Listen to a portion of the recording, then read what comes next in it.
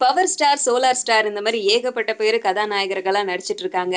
இயக்குனர்கள் பல பேரும் கதாநாயகர்களா நடிச்சாங்க. ஆனா 1 படம், 2 படம், மிஞ்சி மிஞ்சி போனா 3 படம். அதோட நிறுத்திக்கிட்டாங்க மரியாதைக்கு. அதுக்கப்புறமும் வர்ற எல்லாருமே நான் ஹீரோவா தான் நடிப்பேன் அப்படின்னு அடம் பிடிச்சாக்கா, ஃபிலிம் இண்டஸ்ட்ரி தாங்காது அப்படிங்கிற விஷயம் அவங்களுக்கு தெரியுமா தெரியாதான்றது நமக்கு தெரியல. பாண்டிய நாடு படத்துல பாரதி ராஜா ஒரு கேரக்டர்ல நடிச்சிருந்தாரு. விஷாலுக்கு அப்பா அப்படிங்கிற கேரக்டர்ல. படம் வெளிவந்ததும் பாரதி ராஜா நல்லா நடிச்சிருக்காரு அப்படிங்கிறத ஒரு மூத்த கலைஞரா இருக்காரே அப்படிங்கிற கர்ட்டசிக்காக கூட எல்லாருமே சொல்லியிருந்தாங்க.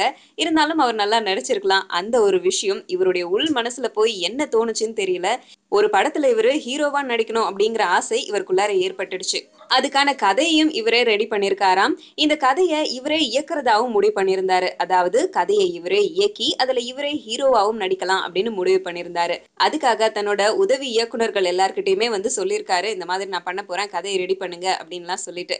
அதுக்கப்புறம் என்ன நினைச்சாரோ தெரியல. நாமளே இந்த படத்த இயக்கி நம்மளே நடிச்சாக்கா வேலை நெறைய மெனக்கெடும். அதனால வெற்றிமாறன், அமீர் இந்த மாதிரி பெரிய பெரிய டைரக்டர்கள் கிட்ட போய் கேட்கலாம் அப்படின்னு சொல்லிட்டு, அவங்க கிட்டலாம் தன்னை வச்சு படம் எடுக்கணும் அப்படின்னு சொல்லி கேட்டிருக்காரு. ஆனா அவங்களும் இந்த விஷயத்த கேட்டதும் அதிர்ச்சிக்குள்ளாகி அத வெளிய காமிச்சுக்காம, எனக்கு அந்த டேட் இருக்கு, இந்த டேட் இருக்கு, ஷூட் இருக்கு அப்படின்னு சொல்லி எஸ்கேப் ஆயிட்டே இருக்காங்களாம்.